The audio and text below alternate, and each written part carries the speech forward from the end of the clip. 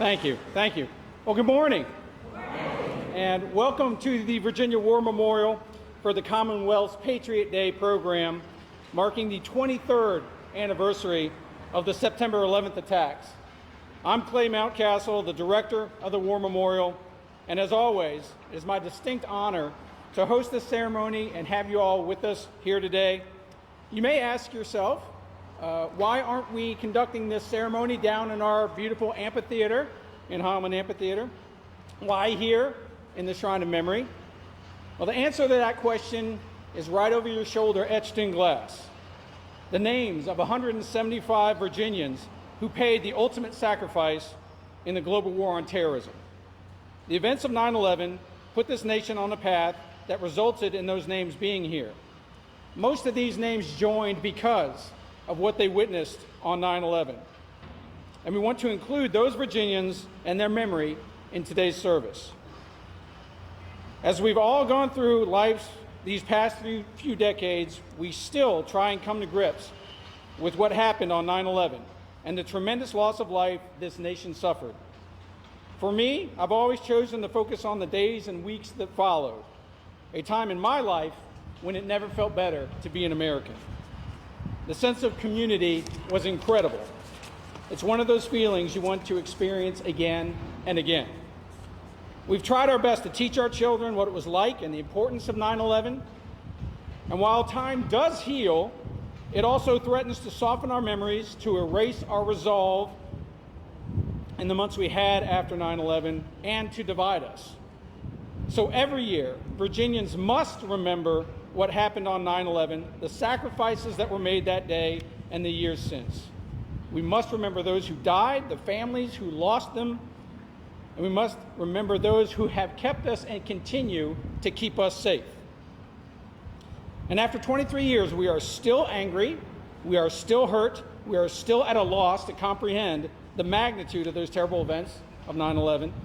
But let us also still be very proud and inspired by what followed. I would like to thank our partners for today's event, the Freedom Flag Foundation, represented by Tara Crone, the Virginia Barbershop Chorus, and a visiting contingent of servicemen and women from Fort Gregg Adams.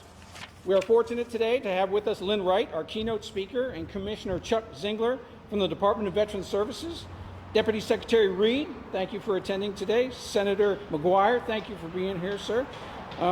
And if I didn't see anybody, I apologize. Thank you for being here, but really to all of you, thank you so much for taking that bit of time on a very important day to come to the right place to be on September 11th. I appreciate your attendance here today. And with that, I'd ask you to stand if you are able.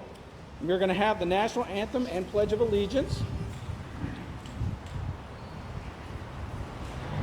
Our national anthem will be performed by Master Sergeant Retired Pablo Telemonte.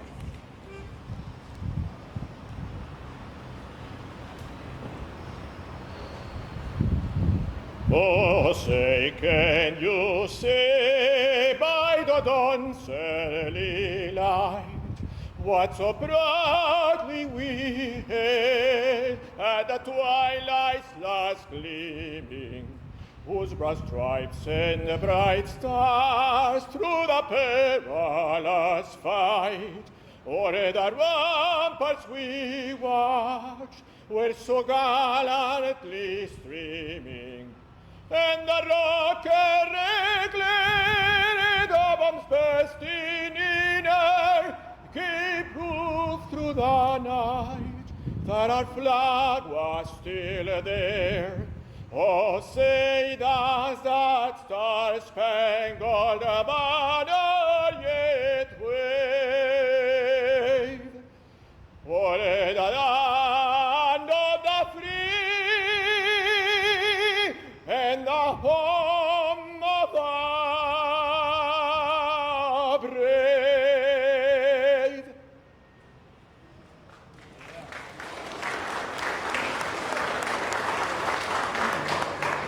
Now, please remain standing. We have our national flag over here to my right of the podium, and we are going to be led in the Pledge of Allegiance by PFC Brown.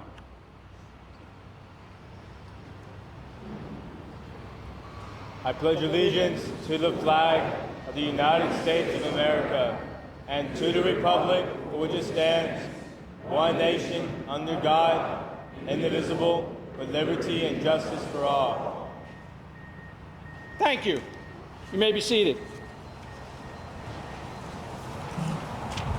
If you all would indulge me for a moment, we have two special guests here as well. The War Memorial lives and breathes off of its volunteers. Veterans themselves who have spent many years welcoming visitors, the tens of thousands of visitors to the War Memorial, and telling our story. We have two very special lifelong volunteers here at the War Memorial. I just want to say their names. John Zecker down there. Sir, it is so good to see you and have you with us here again. It's been a while. Thank you, sir. Yes, sir, John. And right here in front of me, we've got Ralph Fields. Ralph, buddy, it is so great to see you, sir. Thank you for being here. You make it a special day, sir. Thank you. Thank you. One thing that is commonly mentioned when people are discussing the events of 9/11 is how an entire generation of young Americans have no recollection of that day. They are too young to have had those memories seared into their brain like the rest of us. And that's where we see, yet again, the importance of education. Because it's not enough for those with memories of 9/11 to maintain those memories, we must work hard to ensure that we pass on the lessons and the significance of 9/11 to those who did not experience it themselves. We must teach them. Luckily, we have some incredible teachers here in the Commonwealth, and with us today is one of Virginia's very, very best.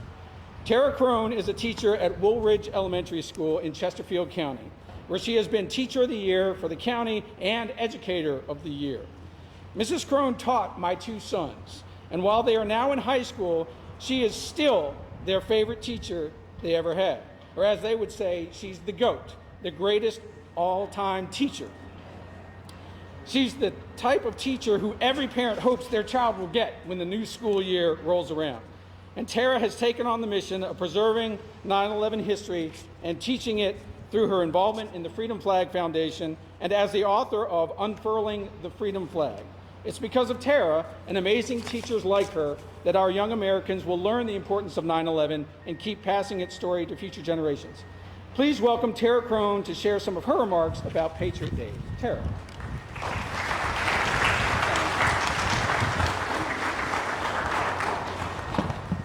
Thank you, Dr. Mountcastle.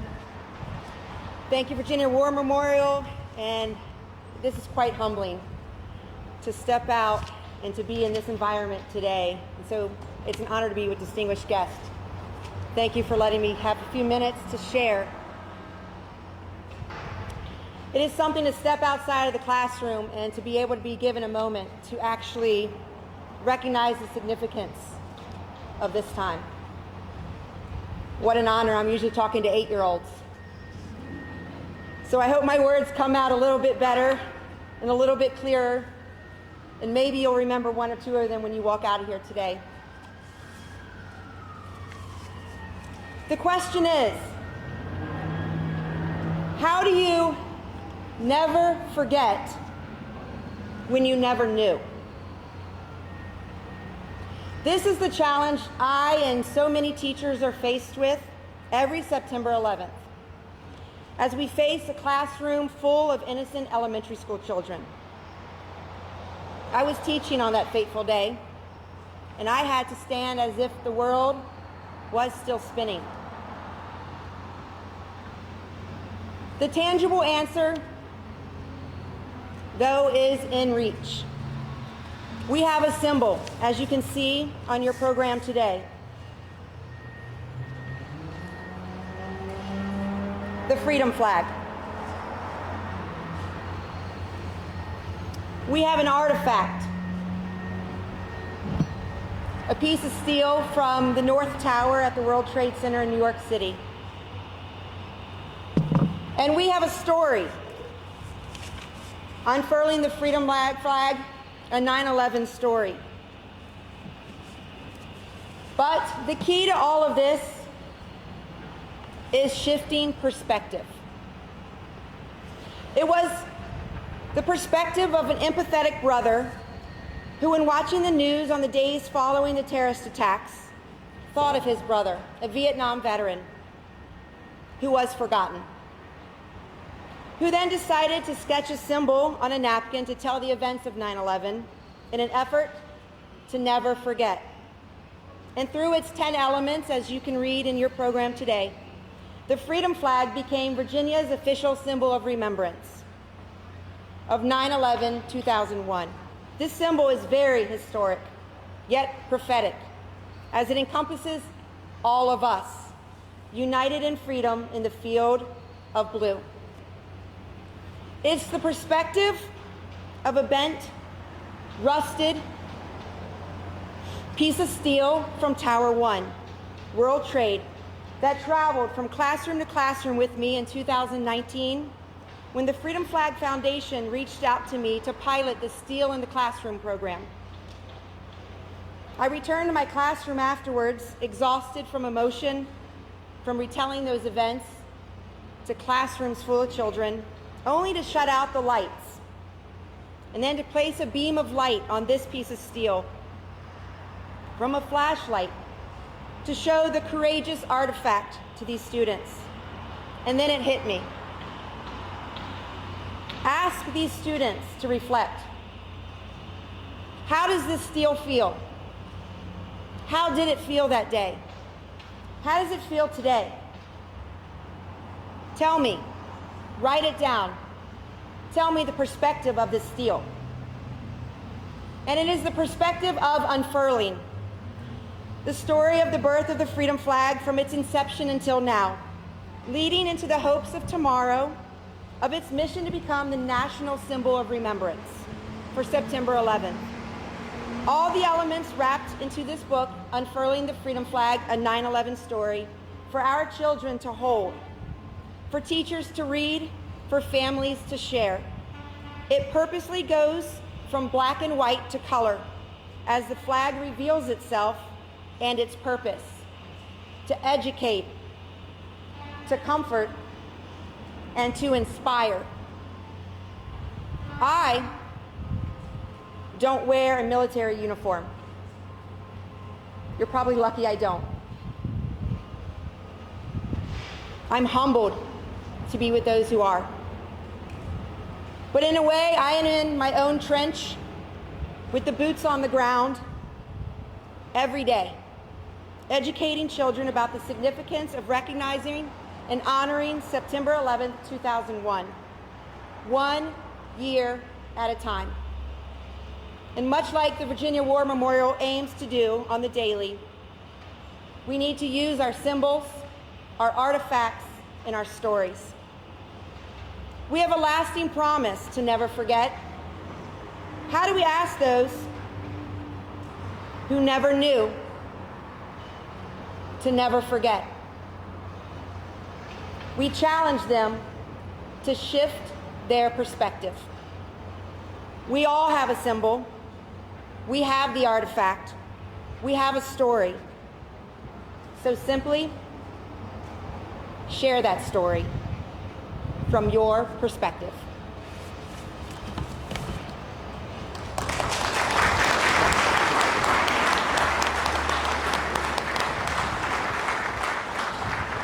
Thank you, Tara.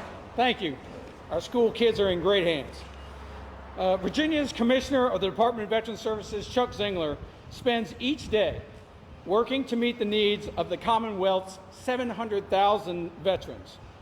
He served for 30 years as an officer in the U.S. Navy, to include during the 9/11 attacks and the global war on terrorism, and continues to serve today, making the lives of veterans and their family members better with each passing day.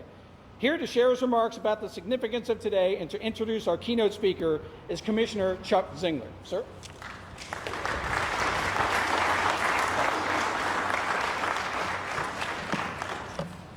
Thank you, Clay. It's always great to be here at your remarkable museum. It's a real treasure for this state to have a facility like this. Tara, thank you. I was inspired by your passion and what you bring to our young. Pablo, wow. Thank you, such a gift. Senator, Deputy Secretary Reed, Friends of DVS, thank you for being here today and all you do. Fellow service members and veterans, young, older, patriots, citizens, and fellow veterans from our great Commonwealth, welcome today, and thank you for attending and spending part of this day to remember those that continue to stay on the watch, but especially those that stood the watch on that day and are no longer with us. This is a solemn day. I'm honored to stand here to talk about this day. We have more than 30 military installations here in our Commonwealth that have been committed and pledged never again. And it's not an easy promise to make. It doesn't take much time to look about or read the papers or understand what's going on in this world. In the last nearly quarter of a century that we have fought this fight, there have been not several, not thousands, not tens of thousands, hundreds of thousands of terrorist attacks, either thwarted or actually conducted around the world, where our sons and daughters, fathers, brothers, sisters, mothers have served. Today marks the 23rd anniversary since America's and American lives changed forever in what is considered to be our current day of infamy. Our country bonded together that day to stand together for one ideal. We grew up knowing and living every day freedom and security. I believe I can speak for all of us that we will never forget where we were or what we felt on that day. It was a day that we lost our innocence. All the music stopped. We didn't know what was coming next. And this world changed forever. As was mentioned and never forgotten, that on that September 11th, 3,000 persons died and over 6,000 more wounded on the attacks in Arlington at our Pentagon, in New York at the Twin Towers, and on that airplane that crashed in the fields of Shanksville. The first attack on American soil since Pearl Harbor. Of those that perished on that day, 47 were citizens of this Commonwealth.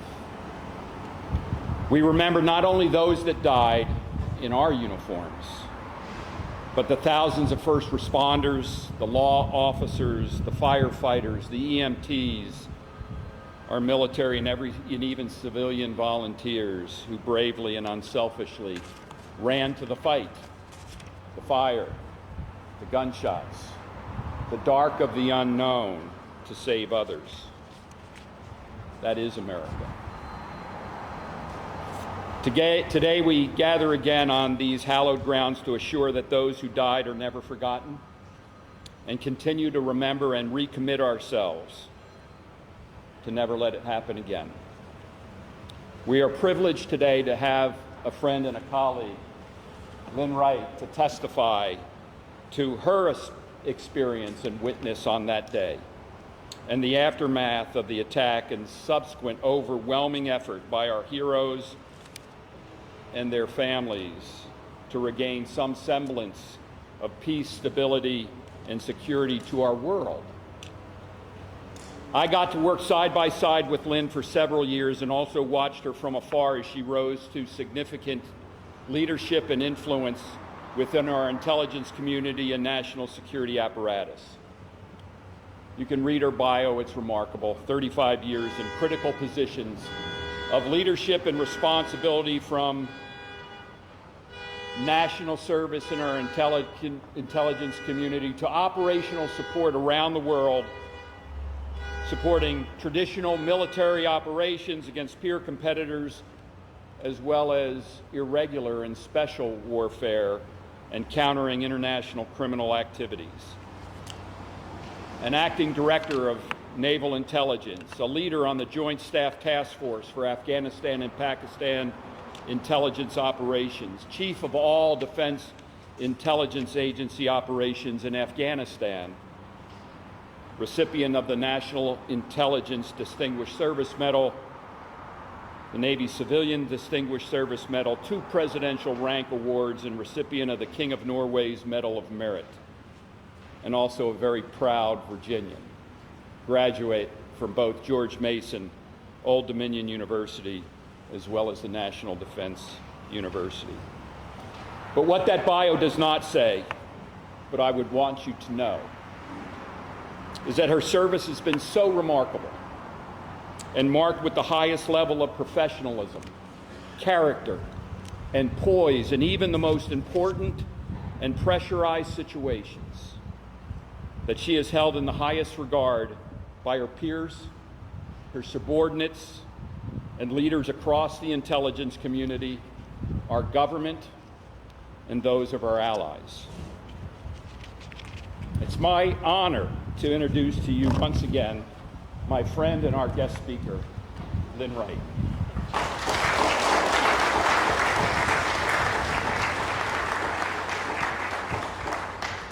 So, good morning to everybody. I especially say good morning to the servicemen and women who are here today. I am honored by your presence. I especially love the Navy chiefs and the sailors and the Marines and the Army guys and the Air Force. I love you all. This is what I do it for. So thank you, Captain Zingler, or Commissioner Zingler now, for the kind introduction. My presence today speaks to the nature of enduring relationships you build in the military. The last time I saw Chuck was probably about 20 years ago. But when Admiral Porterfield, who was the Director of Naval Intelligence at the time of 9/11, asked me to fill in for him today, I said that I would absolutely be here because I wanted to tell you all what your Navy did in the Pentagon on 9/11. As he mentioned in his introduction, I worked on the Navy staff or the N2 in the Pentagon on 9/11. Today, I hope by sharing with you my recollections of those events, we can remember and honor the memory of those folks that we lost and honor those people who carried on their mission. So let me set the stage for you. For me, as for many that day, we had no intention of being part of history. I had just started a new job at the Pentagon. I was to work in the headquarters of Naval Intelligence as the new executive assistant to the Deputy Director of Naval Intelligence. I started the Thursday before 9/11. I had only been to the Pentagon a couple of times. I had no idea how to find my office. In fact, I got lost that morning. The Deputy Director of Naval Intelligence, as I said, Admiral Porterfield, is responsible for overseeing naval intelligence activities and operations and providing operational intelligence support to the head of the Navy, who's the Chief of Naval Operations, and his staff. The team responsible for this current intelligence support is known as CNO Intelligence Plot. It's an organization that's been in place since the late 1950s. CNOIP is usually staffed by the best of naval intelligence, both in uniform and in civilians.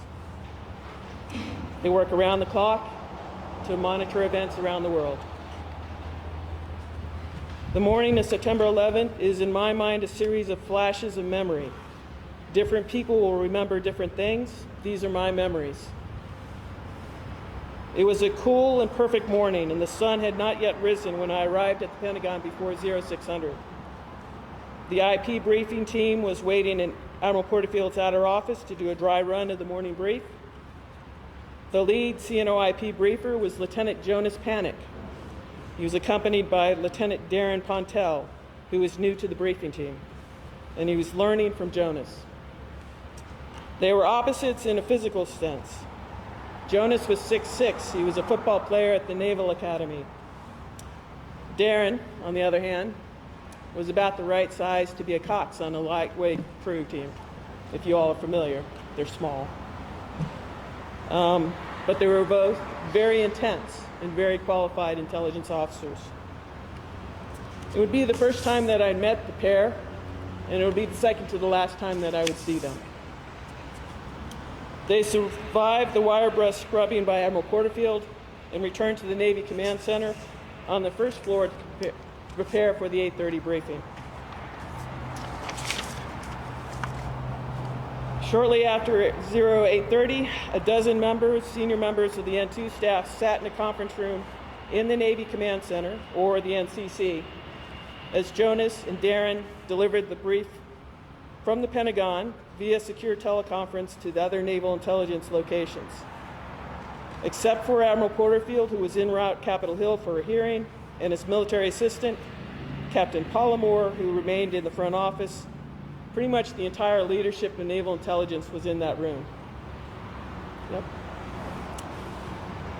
When American Airlines Flight 11 out of Boston crashed into the North Tower of the World Trade Center at 0846, someone interrupted the briefing to let us know, and we paused to watch CNN for a couple of minutes.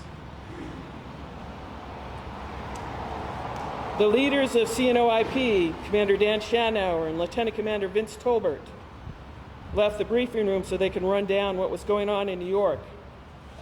A little bit after 9, Vince, another football player from Fresno State, stuck his head back into the conference room to let us know that the second plane had struck the South Tower. It became clear at that moment that we were now at war. I got an unforgettable lesson in leadership at that point, how to stay focused when it would be easy to be distracted. My boss, the Deputy DNI, Tish Long, got us back on point and had Jonas finish the briefing. We held a quick staff meeting. The leadership team of Naval Intelligence and the members of CNOIP needed to get back to work. I didn't realize it at the time, but Tish's ability to focus saved about a dozen people from certain death. Tish was calm and focused, even as her husband was scheduled to fly out of National that morning, and she had no idea where he was. We walked out of the Navy Command Center about 0930, and had just arrived back in the front office on the 4th floor when at 0937, American Airlines Flight 77 flew directly into the NCC and our CNOIP offices on the first floor, leaving a path of destruction between the Pentagon's E-ring and the C-ring. Back in our offices, which were around the corner from the NCC, we felt a heavy thud, and then we looked out the windows at the Pentagon South parking lot and saw the beginnings of the heavy black smoke, and we saw a lot of people running towards the impact zone. That image has always stayed with me. When there was clear danger, people ran to the danger to help. Much like the firefighters in New York, people in the Pentagon ran towards the fire. They did not run away. In my new office, a fellow executive assistant, Lieutenant Commander Dale Relog, was a former volunteer fireman and served as a damage control officer at sea. He immediately ran to the impact zone and helped rescue several people from the vicinity of the CNOIP spaces. Dale was the first to realize that we, in naval intelligence and in the Navy, had suffered significant casualties. So the next several hours are incomplete for me. They're flashes of things that I remember. I remember looking outside the office door and seeing black smoke coming down the passageway. We evacuated immediately, and of course I immediately got lost. I wound up in the center courtyard where they were bringing the additional group of wounded folks, and they were being cared for by the Army medical teams and volunteers. The black smoke was heavy now coming up over the Pentagon. I remember leaving South parking lot and walking to Pentagon City trying to get a clear mobile signal. I was eventually able to connect to my best friend in Atlanta, and once other people around me realized that I had an active phone line, they gave me their phone numbers. And I passed those numbers to my friend, and she was able to call their families to let them know that their loved ones were okay. I remember standing near the hot dog cart near DEA headquarters that had a radio tuned to WTOP, because I was trying to figure out what was going on up in New York. And the amount of crazy rumors, just about an hour after the event were insane at that point. Just insane. I finally got through to my mother. She let me know that the towers had fallen. And after a few hours, I started walking home wearing new heels. Now, the ladies here will understand, new job, new shoes. That was a bad move on my part. I live about 6 miles from the Pentagon at that time. After a few miles, I said yes to the first time in my life to a ride offer from a stranger. I figured that given what I had just gotten through, my odds were in my favor of not being killed by a serial killer. I thought I would be okay. The next several weeks are a blur. In those first hours and days, we could not positively account for the safety or whereabouts of several of our naval intelligence colleagues in the Pentagon. Finally, 8 were considered formally missing, and we initiated the standard DoD protocol for missing and possibly dead service members. As I was the new guy, I was assigned as Naval Intelligence point of contact for those casualty assistance officers who were working with the families of the missing. It was a terrible front row seat to the aftermath of this attack. But I want to tell you who these folks were, so you know who they were. The head of CNOIP was Commander Dan Schanauer, who's the beloved son of a large family from the Midwest. He was an excellent intelligence officer who had already made a name for himself.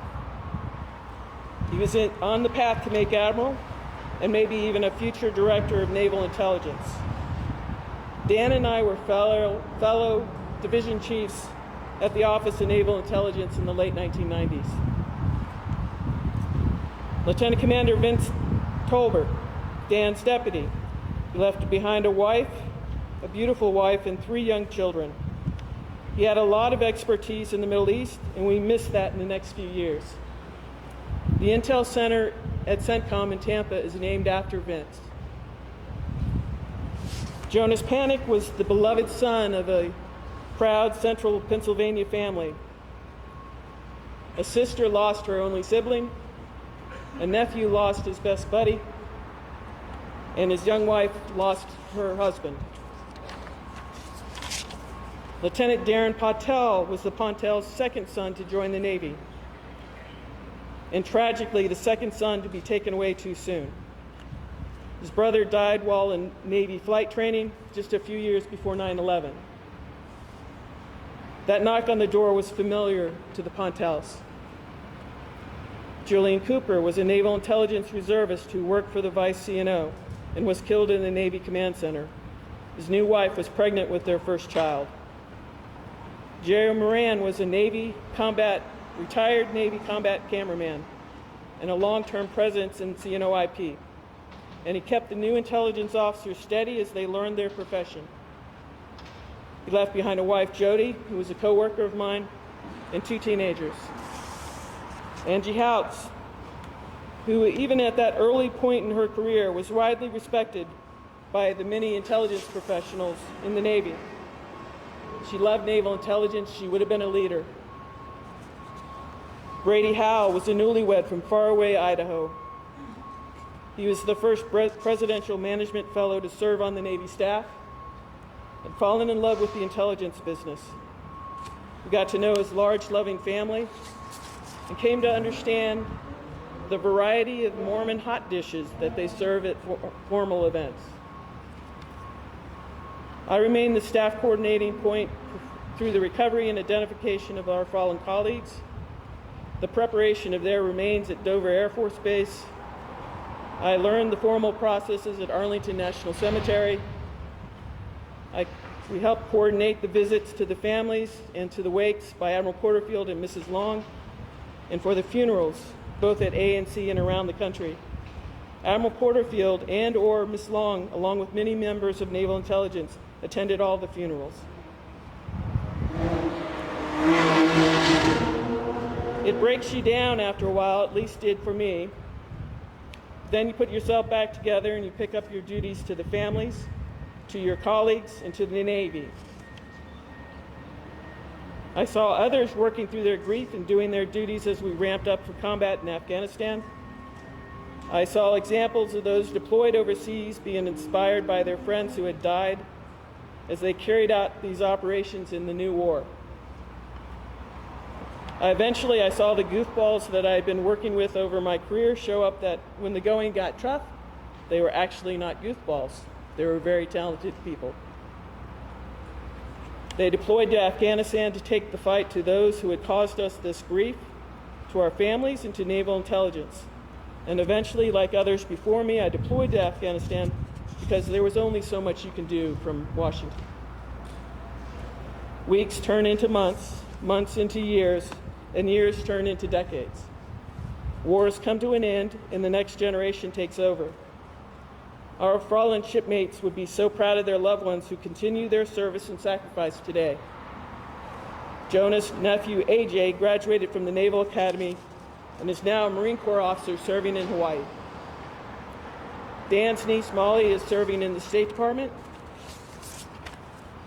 Vince's daughter, Amanda, and Jerry's daughter, Shannon, both joined the intelligence community and deployed overseas in support of counterterrorism operations multiple times. I think I'll wrap it up here. Thank you for your kind attention. Thank you for remembering the people that we lost and the people that carry on. Thank you.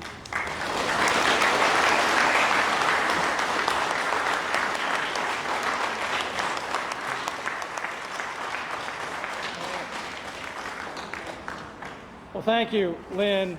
And I think what we've seen here, the power of storytelling, Lynn's personal experiences, and as Tara shared with us, the responsibility to share our own artifacts and stories of that day. Whether or not you see yourself as a storyteller, particularly, you are one. And it's incumbent upon all of us to continue to tell those stories of 9/11. And speaking to our newest members of the military, you've grown up hearing those stories that you yourself, weren't around to be able to tell. But, it's your responsibility to take in those stories because it won't be too long till it's your turn to tell them to the next generation and pass those stories forward. And so we're relying on you all to gather these stories and then pass them forward when the time comes. So it's coming. Thank you. With that, we always like to include music into our ceremonies, and especially on Patriot Day, because we believe sometimes music can best express the way we feel about sacrifice, service, and pride. We've always enjoyed having the Virginia Barbershop Chorus as part of our Patriot Day to lift our spirits a bit, so we invite them now to share a selection befitting of the day.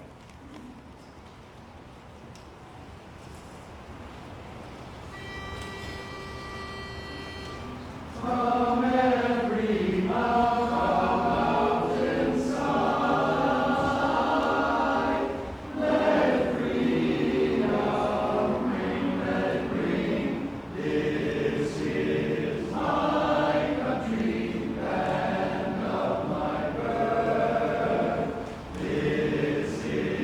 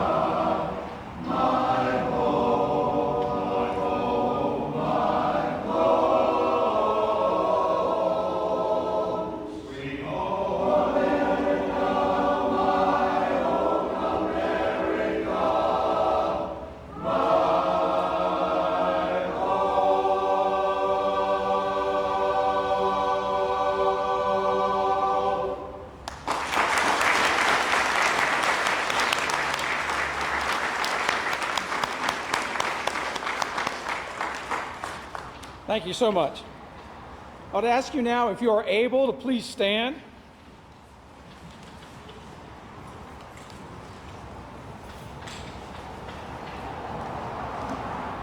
Every year on 9/11, we ring the memorial bell to commemorate those lost in the 9/11 terrorist attacks.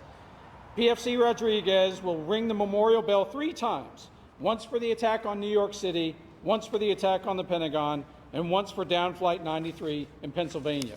And we will then observe a moment of silence to honor all those who died in the attack on our nation.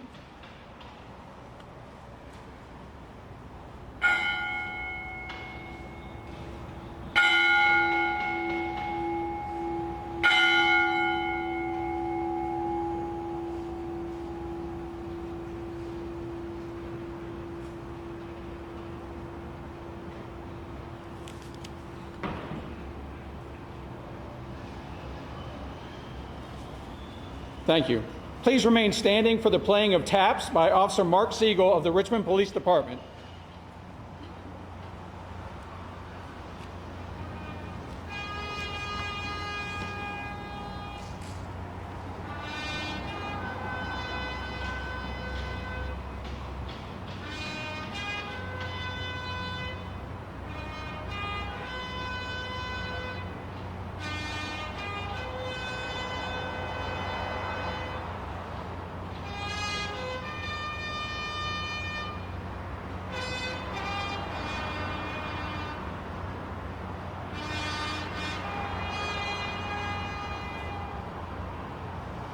Thank you.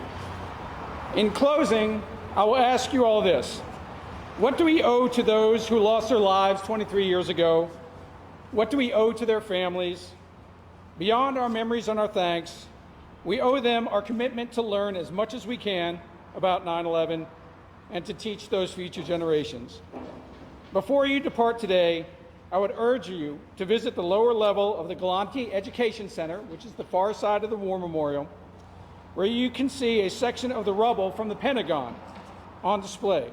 And then head into our Reynolds Theater, where we'll be showing our special 30-minute film, A New Century, A New War, which documents the experiences of Virginians on 9/11 and the conflicts that ensued. Again, I'd like to thank Lynn Wright, Commissioner Zingler, and Tara Crone for being here today. I want to thank the chorus for being here. And on a particular note, I'd like to mention how grateful we are for our law enforcement officers, for our first responders and military members, and all those who work diligently to keep us safe every day. Please help me thank them.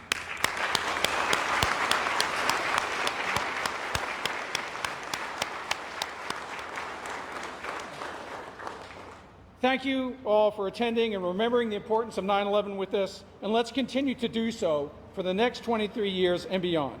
Thank you, and have a great rest of your week. Thank you.